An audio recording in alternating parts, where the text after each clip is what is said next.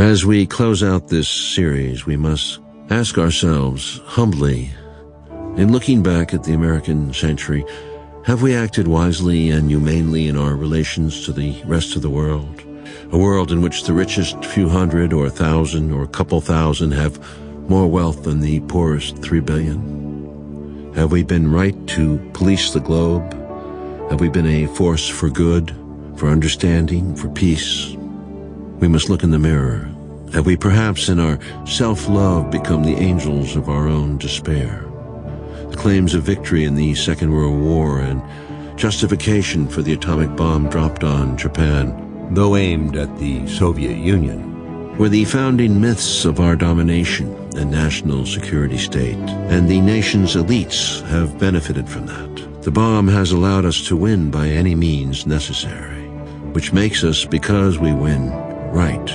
And because we are right, we are therefore good.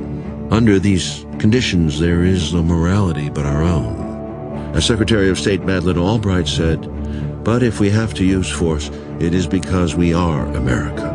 We are the indispensable nation. Because we can and have threatened humanity with a bomb, our mistakes are forgiven, and our cruelties justified as benignly motivated aberrations." But domination doesn't last. 5 major empires have collapsed in the lifetime of a person born before World War II. Britain, France, Germany, Japan, and the Soviet Union. 3 more empires earlier in the 20th century: the Russian, Austro-Hungarian, and Ottoman. If history is a barometer, the United States domination will end as well. We wisely resisted becoming a colonial empire, and most Americans would deny all imperial pretensions. Perhaps that is why we cling so doggedly to the myth of American exceptionalism, American uniqueness, benevolence, generosity.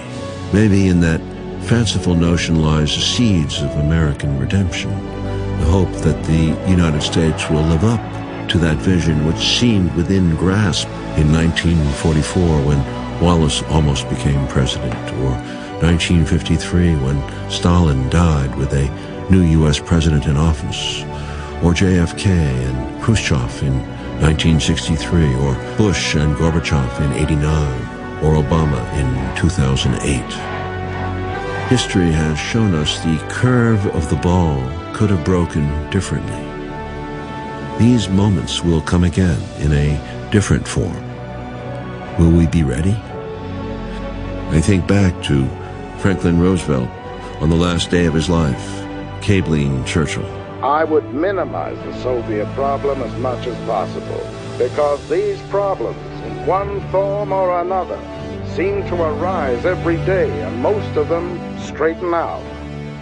Calming down the situations that occur, letting things happen without overreacting, seeing the world through the eyes of our adversaries.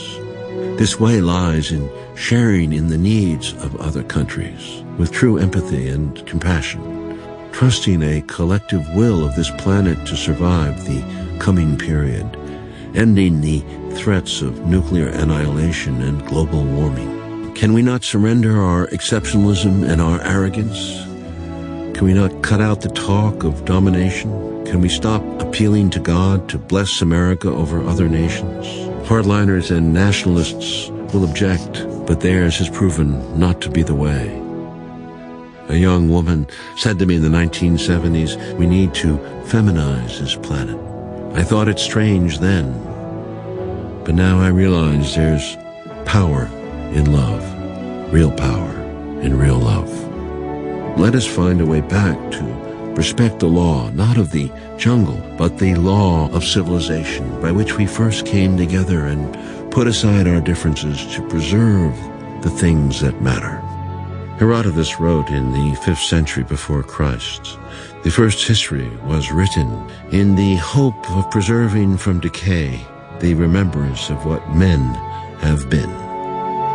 And for that reason, the history of man is not only one of blood and death, but one also of honor, achievement, kindness, memory, and civilization.